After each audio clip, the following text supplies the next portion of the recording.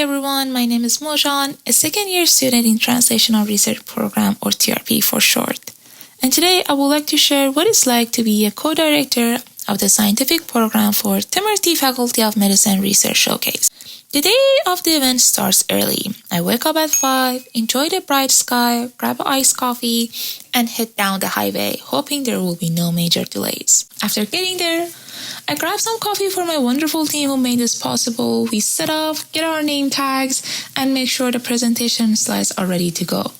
Throughout the day, my co-director and I walk around the poster area, address any questions that might come up, and enjoy the TRP posters and presentations. It's amazing to see everyone's hard work on display.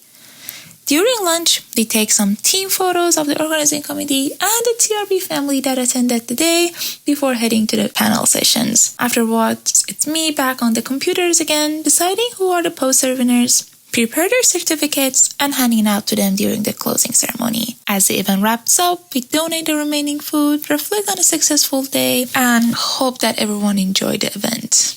And that's all. I hope you all consider joining clubs and exploring the university from different angles during your time as a TRP student.